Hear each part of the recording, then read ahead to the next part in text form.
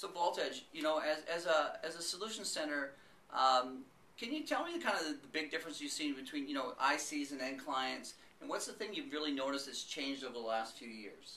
Okay, great question, by the way. And I think there is a gap, and that gap is a good thing because that's where the opportunity is. And the consultant obviously has the benefit of all the knowledge from THO and suppliers like us that provide our findings, our research, what we've done with other organizations, and kind of put those campaigns together, and we pass that information on to the actual consultant, in which they in turn obviously pass that information on to the client. So it's about the flow of knowledge. And as we continue to grow and support our consultants, at the same time, I understand it's just as important to support our growing clients. Right. So you being the business on the other side, where you're speaking to these clients, how would you talk about in terms of what do you do in terms of maintaining that? Well, it's interesting because what we've seen is a real change in what clients and associations and groups are looking for.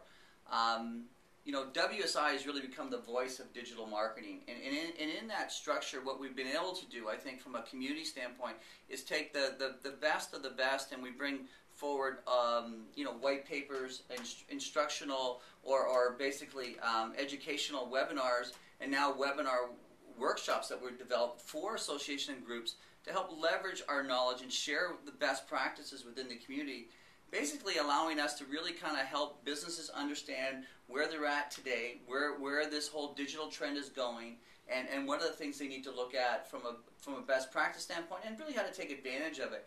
It's been a collaboration of the IC community, WSI corporate, and some of our very highly specialized ICs that have specialties in certain market segments, and really bringing that knowledge together and sharing it with different groups across the world. And I mean, and we always go back to knowledge, and I know I get this, and I'm sure consultants get this, is a vast amount of knowledge is already available on the internet. Right. How does a client determine, well, you know what, I read this on Google, somebody's saying do this, it's best practice, or somebody says, you know what, this is actually bad, it's going to hurt your website, and don't do this at all. Right. How does WSI distinguish between how do they filter, what's good, what's bad, and how to relay that information back?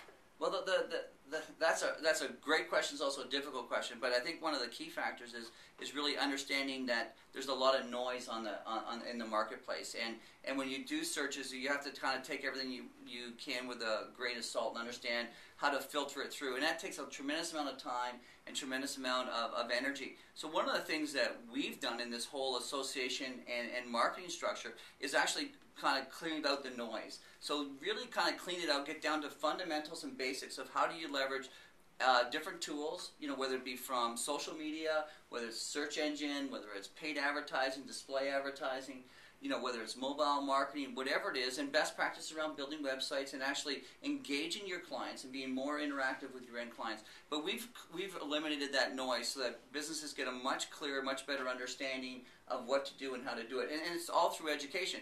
What comes from that is that some clients don't need to, you don't have to worry about this part of the business because your clients don't lie over here. So you only focus on what this is. It really allows them to focus on the benefits of where digital marketing is going. Oh, and again, I think that's a great point you bring up because it really ties into, from our side, in terms of educating what a consultant needs or a client needs to really make a successful campaign. As you mentioned, there is a lot of noise. So sometimes you get, do I need Facebook or do I need Twitter? My competitors are on it. And people don't know what a tweet is or they don't know anything about Facebook yet. And they're like, my kids are on it.